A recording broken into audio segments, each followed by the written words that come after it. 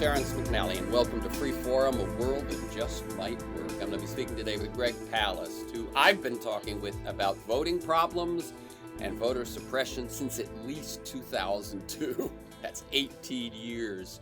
His newest book is How Trump Stole 2020, The Hunt for America's Vanished Voters, and you can learn more at GREG PALAST, GREG, G-R-E-G, PALAST, P-A-L-A-S-T, all one word, gregpalast.com. The show airs on KPFK 90.7 in LA and streams weekly on the Progressive Voices Network on TuneIn. Podcasts are available anytime, anywhere on Apple Podcasts, most major podcast sites, and at my site, terrencemcnally.net, TERRENCEMCNALLY.net. There are 118 days from the moment we're recording this until Election Day, and I encourage you to get involved not only with candidate campaigns, but also with efforts to fight voter suppression and assure that all Americans get their right to vote. This is even more challenging in this time of pandemic. Make sure all Americans can vote by mail. Learn about the need for Congress to fund the U.S. Postal Service, which has been hit hard by the loss of business mail. Then, as we confront the coronavirus pandemic, I encourage you also do your part by social distancing, wearing a mask in public, and by finding ways to help those in your community who have been hurt most by the social isolation and the economic devastation that's now unfolding.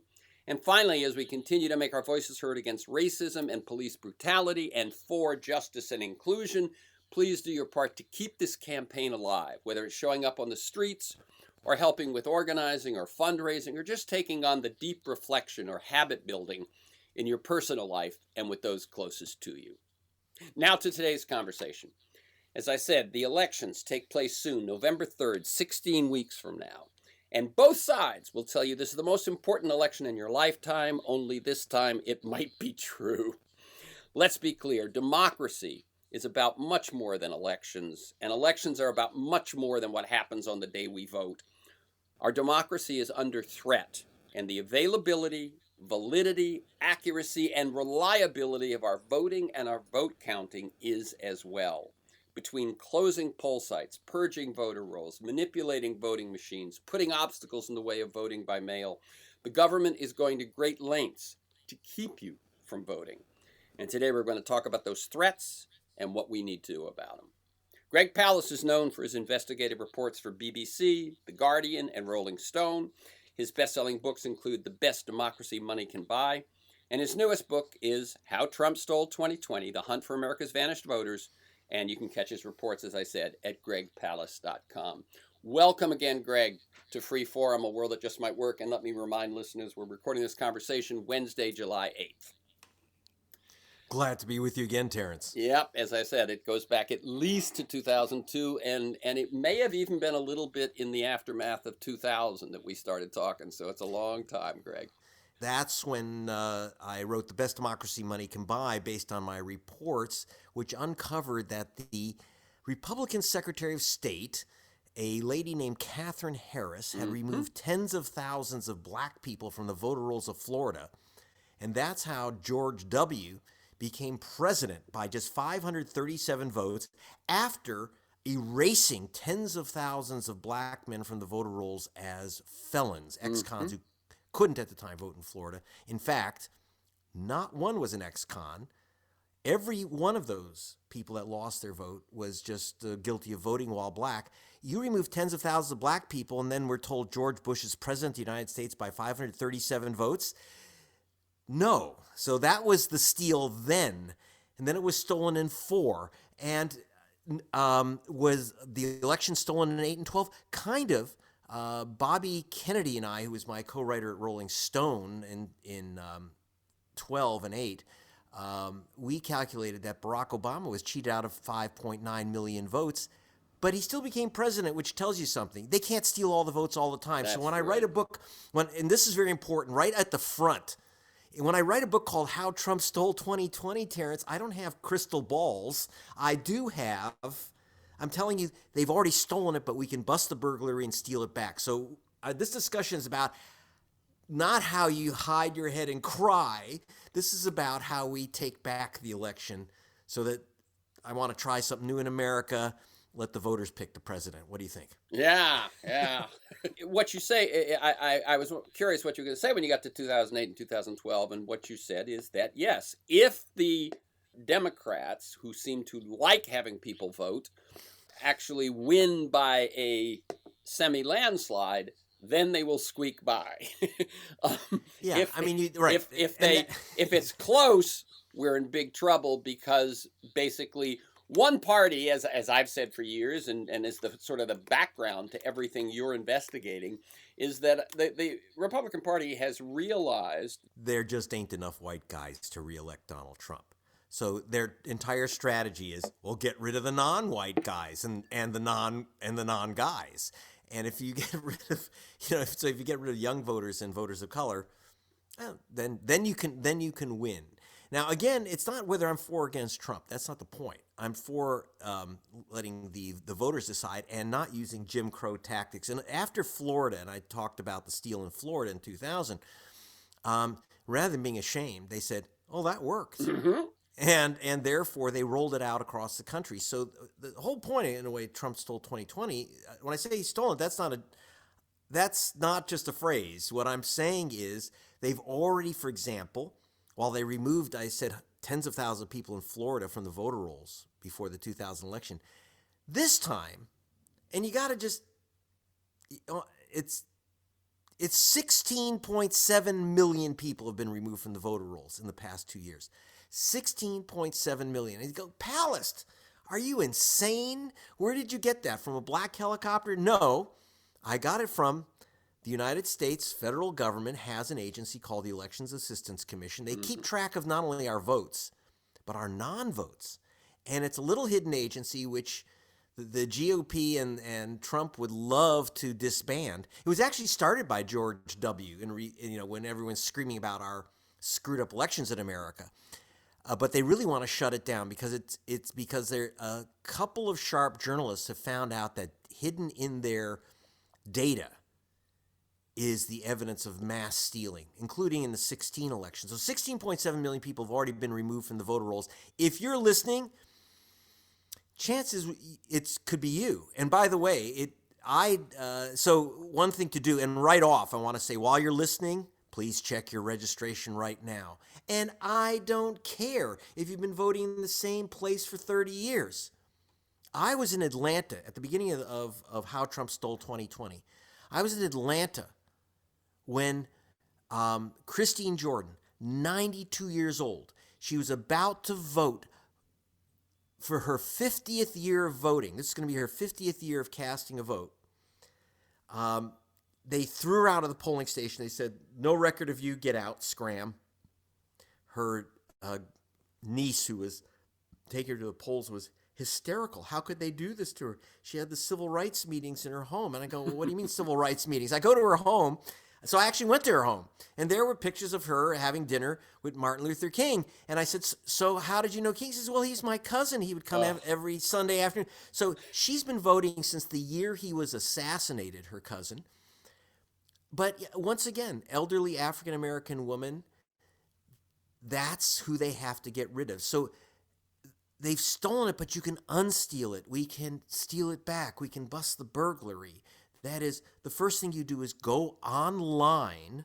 You can go to a group like vote.org, or you go to your Secretary of State's office, check your registration, put in your name, and get everyone you know to check their registration. I did in California, GREG PALAST, and it said no such voter. I'm not kidding you. And this Greg was Palast. what year? This was this year? No, this was actually in 18. I did this because I was doing the story about how people were getting flushed. And so I said, I was telling people, here's how you do it. Actually, it was on Pacifica Radio. Sure. I said, here's how you do it. You check this way. And I said, wait, no, GREG PALAST is missing. And so I checked it out. And what happens is you go to the DMV, and they have by federal law, they must give you a voter registration form. Now, you would say, now California's finally figured out that if you put all your address and all your information on the driver's application, why can't it automatically go over to your voting record, which it does now in California and in Oregon. But in the rest of the nation, good luck, Jack. And guess what? about 40% of the people who try to register through the DMV don't ultimately get on the voter rolls. In my case, I didn't put my zip code in a third place. It had to be in three places. If you have a name with a hyphen or an accent, Garcia Marquez, forget it.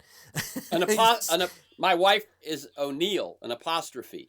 That gets her in trouble. God. Yep.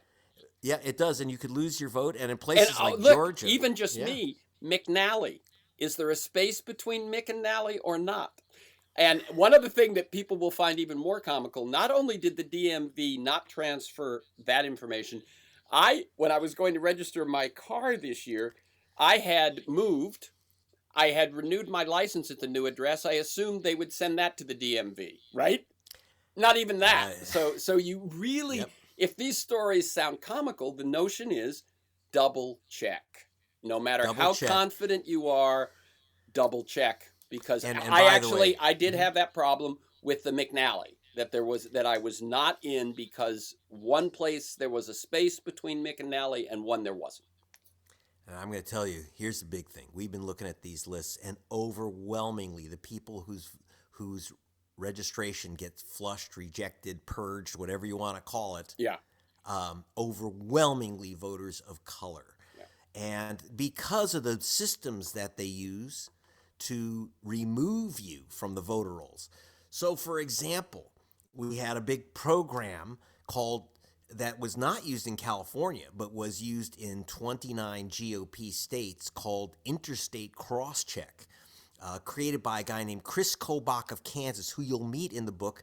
If you can't remember his name, just think KKK. So Mr. Chris Kobach of Kansas came up with a system of finding illegal double voters, people registered in two states. And you know what they found is that in Georgia, I have a chapter in How Trump Stole 2020 called 358 James Browns. Sure.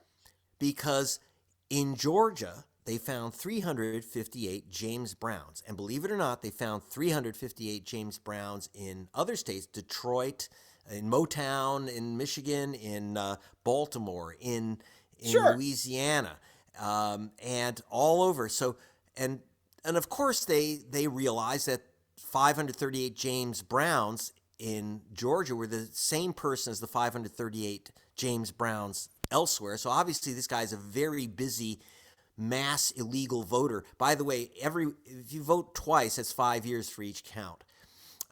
So you have this terrible guy named James Brown. Now, I want you to just take a guess what color that James Brown might be. And then you know how they use the system. And here's the trick. You'd say, well, how do they know that voters are black? Well, in some states like Georgia and Florida, it says BLA next to your name and your voter registration card. So they ain't guessing. But here's the game. 85 of the 100 most common names in America, Rodriguez, Garcia, Ho, Chung, Park, Black, Johnson. Yeah. And Jackson. Jackson. 85 of the 100 most common last names in America are minority names. So if you do this like James Brown thing, as our experts said who looked at this, they said there are 832,000 Garcias in America. So if your name is Jose Garcia, you're in one of these 29 states, the chance of your being allowed to cast a ballot is getting very low. One thing you can do, the odd thing is that once they purge you from the voter rolls, and you won't know it. You don't know it till you show up. This is the evil of this stuff. Yeah. And is one way to defeat it, and I'll say it again, go register online. Not on a piece of paper. You registered on a piece of paper at a registration drive. Good luck if that gets on the rolls. Check it. If you're not there, register online. Make a screen copy of it. That's how to protect your vote. Now I want to talk about protecting. Well, wait. So I want to jump in here. Mm-hmm. So one thing that we just heard that's interesting is that when it comes to voting, we prefer paper ballots. But when it comes to registering, you're saying that's better to do online. Absolutely. Okay. Just want to make sure people get those two things. Yeah. Remember, you fill out a paper ballot. That's a vote. That's whether it gets counted or not. You fill out a paper form. There is someone in an office who has to get around to putting it on the voter rolls and get it right and key it in right. 6% of all voter registrations are lost simply because a clerk has put it in wrong. Why we even use pens and paper for voter registration forms in the 21st century is insane. And so you are insane if you think you are registered because you filled out some form. And here's the other thing.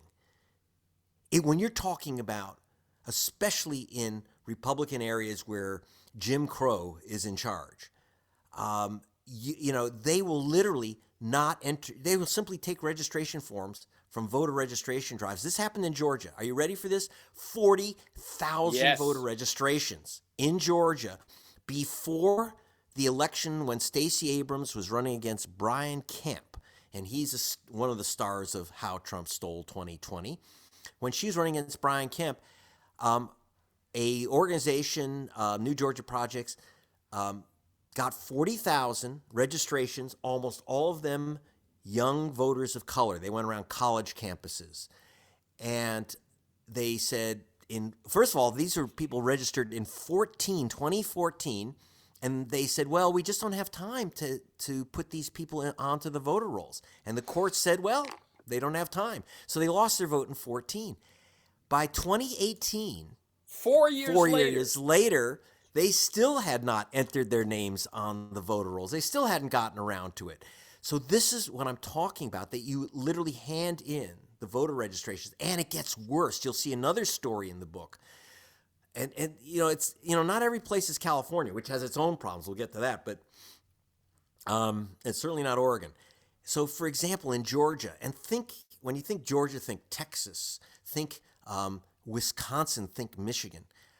So in Georgia, a group called 10,000 Koreans Vote was trying to register 10,000 Koreans. They're getting them to vote. That means you have to register the Korean American community.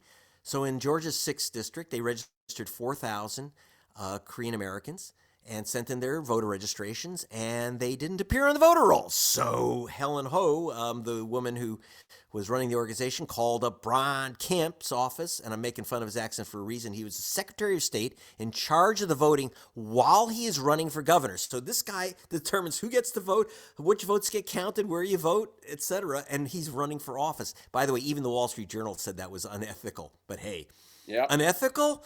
It's Georgia. Yeah. So here's the thing. So where's our registrations? And they said, you never sent in registrations. We have no record of these registrations, Asian Americans. And she said, but we have copies of the registration forms. He says, you have copies? Yeah. Okay, we'll be right over. They went right over with the Georgia FBI guns, bulletproof vests, kicked in the door, took the records, took the computers, and threatened everyone with a felony crime of vote tampering because they had photocopied registration forms. Oh! Because now they said, so of course the group said, well, how do we keep the Secretary of State's office honest unless we photocopy the forms? And the answer is, that's the point. So you basically have armed criminals breaking into voter offices. It's like the Watergate break-in, except instead of doing it sneaky, they go in the front door with badges on, and that's how they fixed that election. So they after 2 years, they dropped the charges against the Korean Americans, but they also killed the Korean American voter drive. So this is very important. And by the way, how did that happen? Why? Because, Terrence, Asian Americans used to vote in the majority for Republicans. In fact, most Muslim Americans were Republicans, small business owners and stuff, Okay. And now it's like they've turned black voting. 75% Democratic. Wow. So they are now, in fact, you'll see in the book, there's the chapter called Voting Gangnam Style, where actually had Korean American students create a tape called Voting American Style. And they're Korean American kids, they're dancing, and suddenly pop, pop, pop, they turn into John Lewis and African American dancers. So it's like they are making that point. Look out, we're coming to get you. And so Georgia didn't take it easy. That's when the guns and badges came out. No, you aren't, because that's Kim Crow now. So we not only have Jim Crow, now we got Kim Crow. And then we moved by to the way, Jose Crow. By the way, those Korean Americans have a lot of the same last names as well, so they're just ripe for cross-check. Oh my God, you have no idea. That's how I found the group, because they have Yep. all their members, Mr. Park. Yeah. As the Korean American community was telling us, there's basically 4 or 5 Yeah. names in all of Korea, last names. Yeah. And so if you're going to have David Kim, Yeah. you're going to, a lot of David Kims are going to find out that they have no vote when they show up in November, unless, of course, they take the Terrence Palast advice and check your registration. Yeah. I'm going to say it again and again until you can't stand it. Yeah. But check your registration. But even then, try again. That should do it. And then, of course, and there's another reason, Terrence. This is where we get into the mail-in voting. If they have removed you from the voter rolls, you ain't getting your ballot. The number one problem with mail-in voting, and it's a lot of problems, the number one problem is that if you don't get your ballot, you can't mail it in. And not getting your ballot has just been epidemic. And as the professors from MIT and Caltech who were on the study said, if in-precinct voting lost more than 1 in 5 voters, people would be marching in the streets. One of the things that I take from the book, let me read this quote. Georgia's Republican Secretary of State, this is not Kemp, I don't think. I think this is after, or maybe this was Kemp, defied the National Voter Registration Act, which you talk about a lot in the book, and blocked mail-in vote applications. Yes. What they did was they got absentee ballot request cards and they refused to respond to them and called them inactive. And my question is, how can you be considered inactive when you're the one that initiated the contact asking for a mail-in ballot? Well, that's one of the reasons why he's always in court. These GOP secretaries of state, they're shameless. You have to understand. So for example, the ACLU sued him because, he refused to send out the cards to so-called inactive voters, to try to force them not to be active. If they initiate, then the question is, can they get a card? And even such things as sending back the card and then sending back the ballot is a cost. It's an extra pain, and it's basically a poll tax. But again, the courts back them up. We've had some in Alabama. A judge said, "We are in the middle of a virus. Okay, you're asking people to have their ballots notarized or get 2 of their neighbors to witness their signature. People are going to die to even mail in the ballot. So you're going to recreate." Yeah. The viral situation through this system.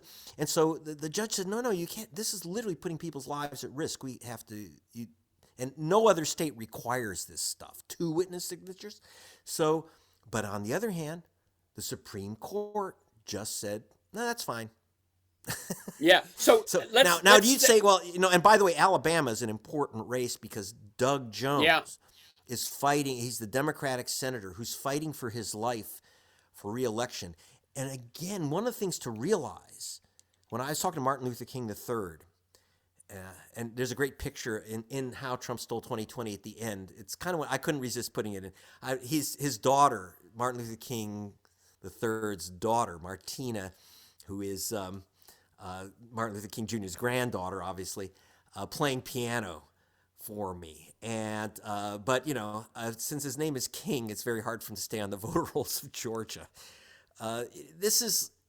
It's gotten raw where, for example, I sued Brian Kemp, who's now the governor, when he was Secretary of State, because he was hiding the purge lists from me. Well, right. Purge lists are not, voter lists, purge lists are not secrets, unless, maybe in China they are, but not in the United States. So a federal judge clonged him on the head, and as I say in How Trump Stole 2020, I thought I was going to have to go to a trial to have the state of Georgia open up its documents, but the judge thought that the state was just basically lying through its teeth, and through a legal procedure called sua sponte, just on her own. I never asked her to throw out their case. She said, "GREG PALAST has won. Open up your files, and by the way, pay his attorneys." Could have knocked me over with a feather. Yeah. But you know what? I am going through threatened legal action just to get basic information on voting in 20 states. Yep. We have the GOP has decided to run a full-scale attack. It's shameless. And you're talking about, now here's some numbers. In Georgia, we went through the purge list with experts, name by name. They said 500,000 people moved. We literally got the experts from Amazon and eBay and all those places, and they know exactly where you are. They use 240 databases to find out where anyone is. Amazon doesn't get it wrong. There's a good reason for that. They use 240 databases to confirm your address. We went through and confirmed the address of the voters and found out that they had illegally removed, 340,134 voters in just Georgia. 1/3 voters. That's why Stacey Abrams supposedly lost. Even Stacey Abrams said, citing the GREG PALAST figures, Right. it's my experts. I don't do this stuff. You need really guys with amazing computer operations. She cited that thing and said, our work, and said, I won. I just won't be inaugurated. But that's where they took the latest vote thieving techniques for a test drive was in Georgia. And then they rolled it out across the nation. They've removed 800,000 people from the voter rolls of Ohio, hundreds of thousands in Michigan and other states where you may have Democratic governors, but you have GOP legislatures or secretaries of state who are burning through these voter rolls. They're on it's laser-like hit on voters of color and young voters. That's the new voter hit. I told you about Asian Americans are new targets. Young voters are new targets. And in fact, for example, in Wisconsin, swing state of swing states. Now, Terrence, we're told that supposedly Donald Trump won Wisconsin by 22,000 votes out of 5 million, or Right. 3 million, 3 million cast, 22,000 votes. Well, 2 weeks before the election, it says in the book, 2 weeks before the election, they changed the requirements for a voter ID that said you had to have a state-issued photo voter ID. Well, okay, problem. State-issued voter ID, photo voter ID, except the state-issued photo voter ID issued to the University of Wisconsin students. Those IDs, 182,000 students were disenfranchised 2 weeks before the election. 182,000 voters, and Trump won that state by 22,000. And if it wasn't enough to remove a couple, over 100,000 students, because they required active photo voter ID just before the election, well, they said, well, you can use your driver's license. But Terrence, who doesn't exactly. doesn't have a license? A lot of students don't have licenses. Yes, they don't. And a lot of in Milwaukee. Yeah. Who else? People, who doesn't have a license? People don't have cars. That's right. And they don't have cars. They use public transportation. Yep. They're low-income people, renters in Milwaukee's urban area. They use the buses. So you lost 50,000 African American voters because of the ID law. 50,000. This is not GREG PALAST coming up with this. I went to the University of Wisconsin, which did very careful studies of who voted and who got knocked out of the vote. The ID law was, and that's just one thing. And so now I want to step back a second. First of all, let me tell people this is Free Forum, a world that just might work. I'm Terrence McNally. I'm speaking with GREG PALAST. I've been talking with Greg about voting problems and voter suppression since at least 2002. His newest book is How Trump Stole 2020, The Hunt for America's Vanished Voters, and you can learn more at gregpalast.com. Now, what we've been talking a lot about, and people who are familiar with this territory and have heard you elsewhere or on my show or read some of this stuff will know what we're talking about, but I'm afraid some people might be new to this. So the first thing we've been talking about a lot is voter purging. And what I don't think we did quite the backstory on that. The backstory on that is that what we mean by purging is when the Secretary of State's office decides to clean up the voter rolls, and they decide that if you haven't voted in the last 2 elections, then you've probably moved. And that the way that most of them, before they throw you off the rolls, they will send you a nondescript postcard, and that postcard you have to send back to tell them, no, I haven't moved. And that A nondescript postcard doesn't look like something you need to open. We all know the stuff that we throw out every day that we get in the mail. And you've got to do that just to say, I haven't moved. Well, who thinks you have to do something like that? So that is their method. Once you don't send in that postcard, they use that as evidence that you've moved. And you write about a Supreme Court case that tested that because the National Voter Registration Act, the NVRA, says, quote, a state shall not remove any person from the official list of voters registered to vote by reason of the person's failure to vote. So there's 2 times failing to vote is explicitly by that federal law is not enough. And they then said, but we sent them this postcard. They didn't send it back. What happened in the Supreme Court? So the Supreme Court, it was quite insane, this discussion, this battle between the right wing and the progressives, such as they are in the court, about whether getting and answering a postcard is evidence that you've moved. Now, understand, I have the top mailing experts in America who said, this is an insane discussion. We are in the business of knowing where people live. And we can tell you right now, if American Express, if you don't, let's put it this way, you try to skip out on your American Express bill, they don't send you a notice and then they don't send you a little postcard. And if you don't send it back, they say, oh, well, they don't live there anymore. Forget about it. We'll just write it off. No, they're going to find you. Believe me. Yeah. And they don't do it by sending you a piece of junk mail, which 90% of people throw away. But it's not just 90% of any people. There's a reason they use a postcard. A reason, which is that if you are white, suburban, older homeowner, you are 600% more likely to return a postcard than a black, young, urban renter. Mm-hmm. Now, a lot of that is because young people, like my kids, don't even check their mail. They have a postal box at their school, and they, at their college, and they check it. They're required to check it once a semester. But beyond that, the post office doesn't tell you this. Up to 20% of government mass mailings are never delivered by the post office. Think about that when we talk about. So right away, let me just make that clear. Mm-hmm. So the state wants to purge you. Mm-hmm. You didn't vote in the last 2 elections. They send you a postcard. And what Greg just said is that according to the Postal Service, 1 out of 5, is that right? Yeah. 20% in the urban areas will never even get that postcard. So just by using that system, they've eliminated 20%. Yeah. So for example,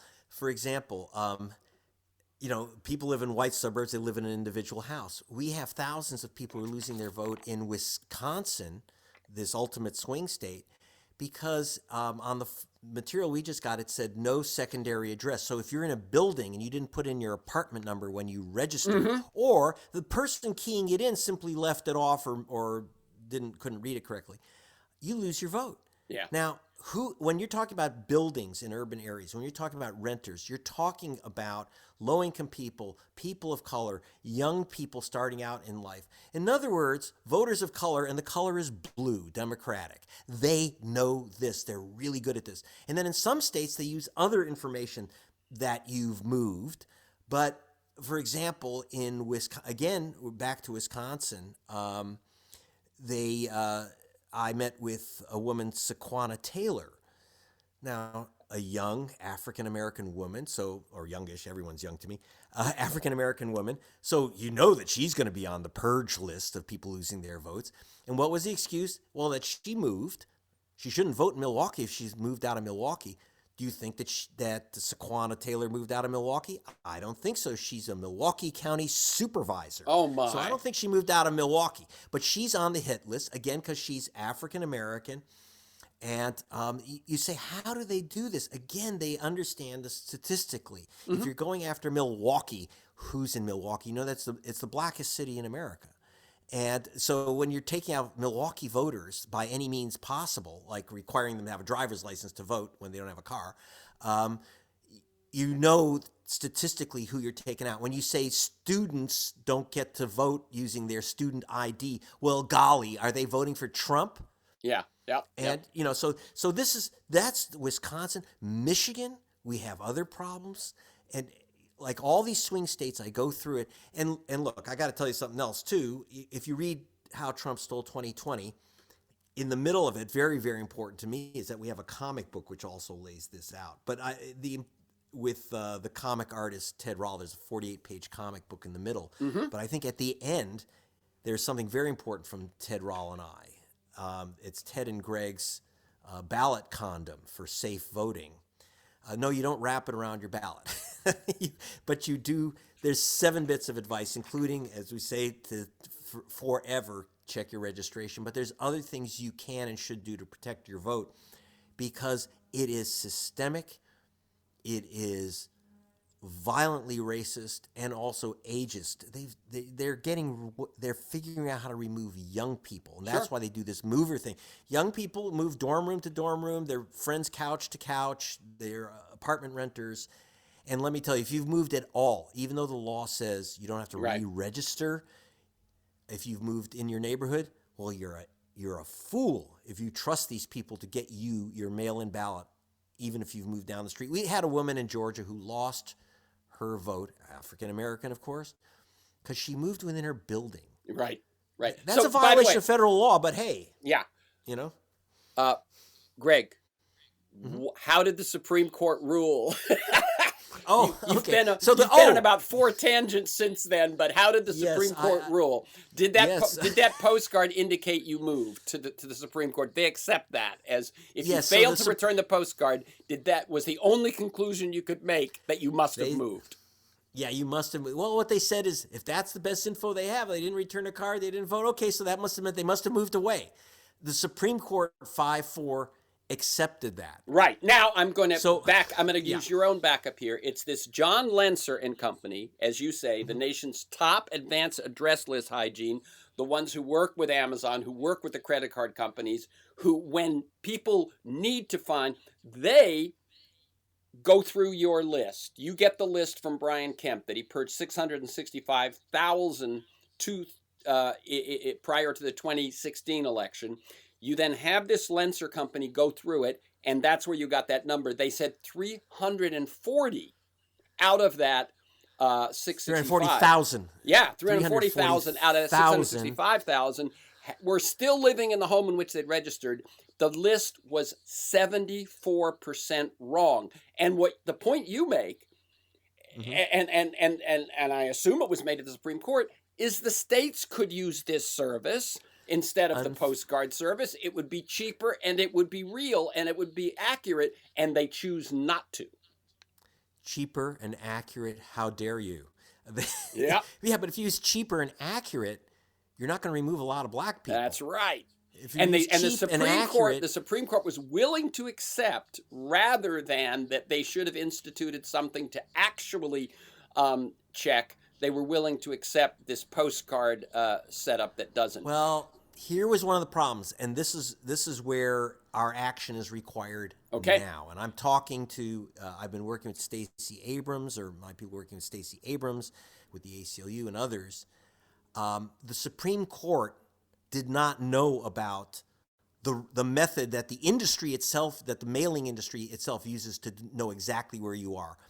The Supreme Court didn't have that information, because the plaintiffs thought, well, look, the law is really clear. You can't lose your vote for not voting, so we don't have to show the court that there's another way to do this.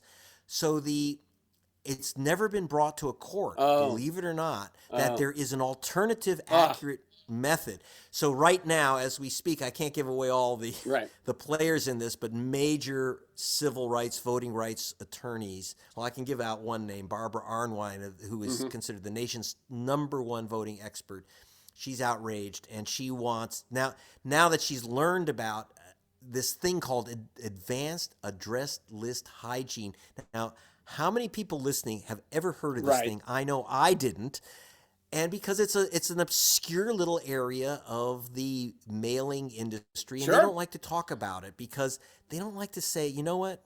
We know that you downloaded porn last Wednesday at 2 p.m. They do know that. We know that. I can get that information. I can get all that stuff on you. But So they don't like to talk about it. But the truth is they have that information. And ready for some really goofy stuff? In Wisconsin, they mail out a postcard to see if you're still where you are. And remember, students are registered at their dorm rooms. Yep. And which are, by the way, closed because of COVID. So people are moving around. So they send a postcard. But believe it or not, most people in Wisconsin, about half the people, registered online, and they have their phone numbers and emails. They could send out an email. Yeah. I mean, first of all, they shouldn't be creating these hit lists anyway. Why are we creating hit lists? And just so you know, in the state of Wisconsin, in terms of taking this on, yes, the state of Wisconsin itself is actually, this is an unusual thing. They said, GREG PALAST, bring in your team. The right-wing billionaire, this right-wing billionaire family, the Bradley family, they're like the Kochs of Wisconsin. Mm-hmm. They have backed a lawsuit to force the state to remove over 150,000 voters that they said have moved. And the state, which has now been the Democrats, despite all the trickery, the Democrats threw out Scott Walker in 2018. The Democrats say this list is junk that you say people have moved. But they didn't know why it was junk. They just said the algorithm is wrong. This can't be right. We can't be, this is all wrong, the information you're giving us. But the state legislature literally voted to require the removal of these voters, which will determine Wisconsin, and Wisconsin's a swing state. This could determine everything. So the state called me in, believe it or not, and said, we would really like to know if this list is accurate or inaccurate. And so my experts have just gone through it, and I can tell you once again, they're about 70% inaccurate. I just told you about Saquana Taylor, the Milwaukee County Supervisor. They said left Milwaukee. Greg, the legislature voted for removal, and it was the Supreme Court of Wisconsin that actually wanted to check the list. No, it's the Board of Elections, which by the way is three Democrats, three Republicans. And so now what's happened? Republicans. What's happened with that information that list was 70% wrong? Now it goes to the Wisconsin Supreme Court, and we'll hear our oral arguments on September 26th. And it's this purge, that is demanded by the right wing. That may pick our president, not the voters, because if you remove 150,000 voters, and especially overwhelmingly, we looked at these stats. Milwaukee and Madison. Madison's the university. Madison students, Milwaukee's people of color. Okay, we've got about 14 minutes, and I want to cover a couple of things here, okay? Yes. So, first of all, a number that you've mentioned once, but I just wanted to people to hear it, is that between 2014 and 2016, and remember 2016 was won by Trump only in the Electoral College and only because of 3 states with a total of, among those 3 states, I believe, of 77,000 votes. That's correct. The number of voters purged for moving their residence, and you mentioned this number once before, but people want just people to hear it, 16 million. That is 16 million plus, which means 1 in 12 registered Americans was purged from the voter rolls for that. Okay. Now, the 2 things I want to do is I want to very quickly go through the list of different moves that the anti-vote people will use. We've talked about purging voters. We've talked about voter ID. Where does very briefly, I want you to be more brief on so we can run through this stuff and finish by talking about mail-in ballots, okay? So, what's the status these days of voter ID? We had 250,000 people in the last election turned away from the voter rolls because they didn't have the right, someone said they didn't have the right ID. 67% of black men are asked for voter ID, and mostly in states where asking for voter ID is illegal. Doesn't matter. They're black, right? So where's your ID?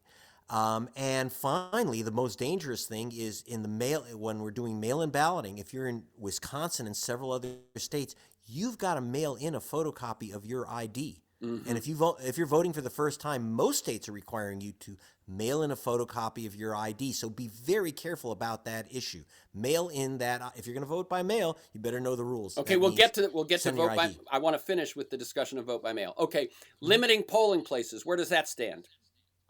That's horrendous. We lost, according to MIT, you lost 250,000 voters because they literally couldn't find their polling stations. And what's happening with COVID and other things, Yep. it's really dangerous. We went in Milwaukee, we went from 180 polling stations to 5. Yep. In Louisville, from 200 voting stations to 1. Yeah. And this is happening all over America because what they can't get poll workers. Right. Poll workers who are usually elderly, they are not willing to go in and in a COVID situation and sit in that polling place all day indoors with people coming in all day. So what we have is a situation where the federal government is making, and we're going to talk more about vote by mail before we get off, but the federal government is putting obstacles in the way of vote by mail, and then the local governments are reducing polling places, which means longer lines, which makes the if you are COVID vulnerable because you go to vote in person,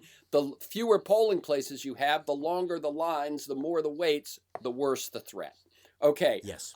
Intimidation at the polls. We haven't seen that as much, but I've read that the Trump campaign is willing to spend millions of dollars to have thugs intimidate voters. What do you know about that?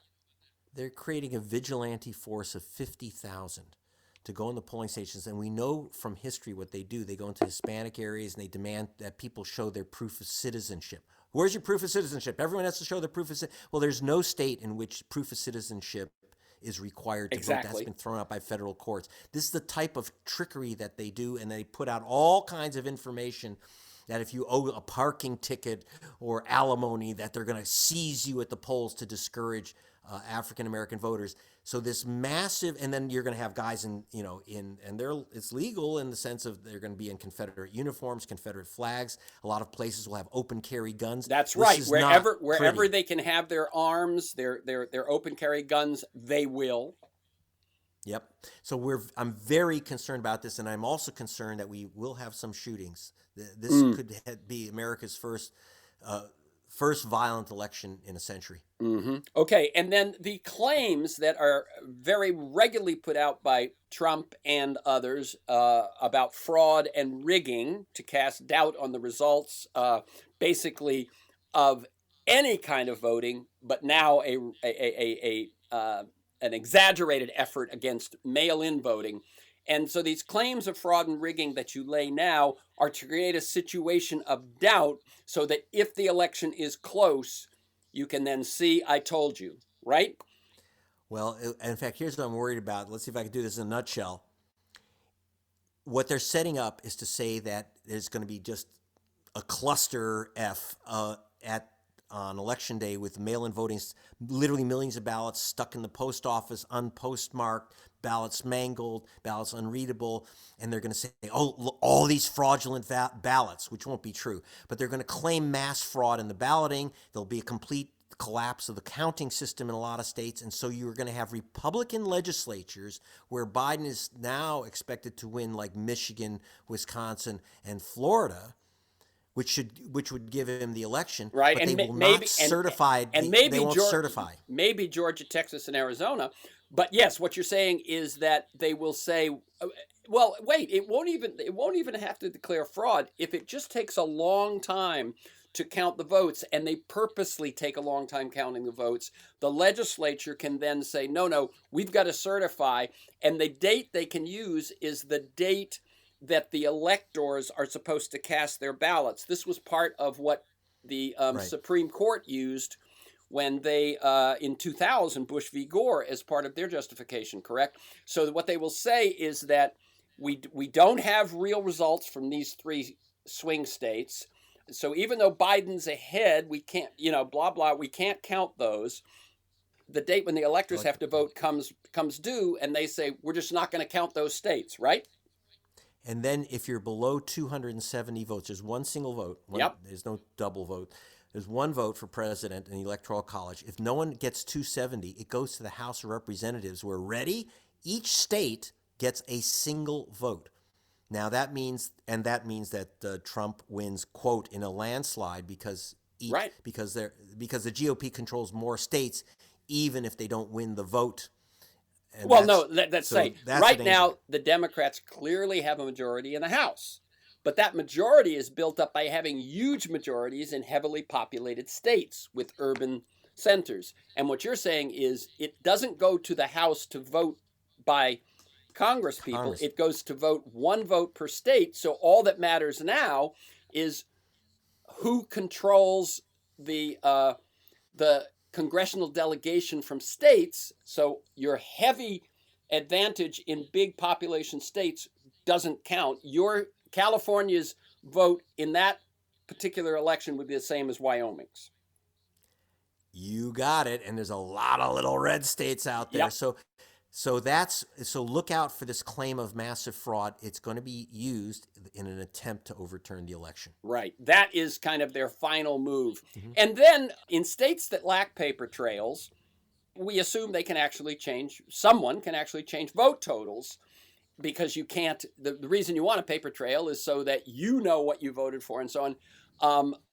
How much fear do you have of that? Well, my biggest fear, frankly, is is a variant, which is that you cast a ballot and they disqualify it. That's one of our biggest problems. We have just short of 1 million provisional ballots which were rejected. 3 million mail-in ballots were rejected in 2016. 2 million ballots were considered uncountable and spoiled. And it's not just anyone's ballot that gets lost. According to U.S. Civil Rights Commission, if you're black, in Florida, for example, if you're black, the chance your vote will be disqualified on some technical ground after you've cast it is 900% higher than if you're white. Yeah, so let me, you put the numbers in the book, but provisional ballots rejected almost 1 million. Mail-in ballots rejected 3 million and lost. Total ballots uncounted. These are people who voted, and for one reason they were now, sometimes it'll be that it said you had to color in the circle, and instead you put an X in there, that sort of thing. That's right. 5,872,000 uncounted where people voted. And then we talked about the purge. Well, the purge was over 1 million. The lack of ID was 646,000. Total voters blocked almost 2 million. So you got almost 2 million voters blocked from voting and almost 6 million ballots uncounted. That's 8 million in an election, right, as we said, which was won by less than 100,000 votes. Okay, finally, let's talk about vote by mail. What do you, I mean, you're not a big fan of vote by mail. I vote by mail, but the way I do it is I sit at home, I take my time, I fill out my ballot, I take it in, and I deliver it on election day. That's the way I vote by mail. I don't actually vote by mail, but that way I've got a paper ballot and so on. But you say there are some cautions about vote by mail. What are they? Yeah, because not every place is Oregon or California. It's not all cool surfer dudes out there in America. So there's 8 states. And so we have, you have to have, what's going to happen is a master, according to Barbara Arnwine, for the African-American community, mail-in voting is going to be a disaster because you have to have, in so many of the swing states, you're going to have notarization. You're going to have to get that ballot, and if you've moved, people aren't going to get their ballots, which one of the reasons we saw the big lines in Georgia is that people did not get their mail-in ballots. It's not that that they didn't bother to get them. They didn't send them to them. This is a major, major problem. Then you're going to have postage due. 100,000 people lost their vote last time because of postage due. People don't understand it has a little box, but in most states you have to put 2 stamps on. Yeah. They understand that this is a disaster for most communities that have not practiced mail-in voting. And most of the mail-in voting in America, even though we've had a disaster, has been in states that are pretty encouraging, like Oregon, Washington, California, which is a mail-in opt-out state. And we saw in Colorado just went to mail-in voting, and the number of African-American voters fell off a cliff, plummeted in Colorado when they went to mail-in voting. Okay, so and as you point out, 8 states, including Wisconsin, North Carolina, and Minnesota, which are all swing states, require mail-in voters to have the ballot signed by a witness. Okay, so if you live alone, you've now got to go find someone who will witness your mail-in ballot. 3 states, including Missouri, required the ballot to be notarized. So it's like, as you said before about something else, a poll tax. In other words, just to vote, I've got to go take the time to find a notary and have it notarized. And as you said, the worst is Alabama, which requires a notary or 2 witnesses. All but 6 states verify your signature against your registration signature, and partisan officials can decide if there's a match. And as you point out, in 2016, 141,000 ballots were thrown out because they decided those didn't match. The final thing I want you to remind people is that so much of this is based on false claims of voter fraud. Voter fraud is A, incredibly rare, and B, it is a felony that you would be hard-pressed to get someone to lodge 1 extra vote for your candidate. You could face 5 years in prison. Am I right? Yeah, that's why it's not done. You'd have to be out of your mind. And there is massive vote thievery in the United States, but it's by the elections officials who are these rabidly partisan officials, most of them GOP officials. Though I'm going to tell you right now, there's a chapter in How Trump Stole 2020 about the Democrats called California Reman, because we have a one-party state here, and the Democrats play endless games with the vote, but it's they aim their fire at other Democrats. People ask me, is there Democratic vote thievery? I said tons of it, especially in California, but it's aimed at other Democrats. It's internal party fights between the traditionals and the progressives. Right. And they go out, and so the traditionals, like in California, just literally, you'll see the calculations. They're pretty hard calculations working with Paul Mitchell, the #1 vote statistician in California. Bernie Sanders was cheated out of 553,000 votes in California. Mitchell calls this purge by postcard, disenfranchisement by postcard is what he calls it. Because again, they send you postcards in California. Okay, it's a disaster. So what you're saying is that it's even the Democrats, when they're in power and they have enough power that they can now fight among themselves instead of fighting the Republicans, they will yes. use this stuff to do so. But yes. The last 2 things I want to say, and we're going to end this, Greg, is one, as we've said many times, check your registration. Don't be overconfident. Don't think just because you voted last time your registration is good. As we said, there are things that they can do. And if you are going to mail in, what's your advice on mail in? Have someone check over your ballot. Make sure you fill out everything on the envelope. If you don't have a driver's license, it says driver's license, put in no driver's license, put in your last 4 of your social security number. Make sure you have the right, fill in a bubble, no X's, no smiley faces. And, I give all this advice, by the way, at the back of my book, right. How Trump Stole 2020. I have your ballot condom for safe voting, which gives you much more detail in how to save your vote. Save your vote and help others fill out their ballots. Put in that request for mail-in ballot as early as you can. And if you don't have it 2 weeks before the election, you call your county board of elections. Don't wait till election day to find out you don't have a ballot. Don't wait until it's too late. Yeah, don't just keep going, oh, damn them, why haven't I gotten it? You got to do it. Okay, the new book is How Trump Stole 2020, The Hunt for America's Vanished Voters. The website is gregpalast.com. That's GREGPALAST.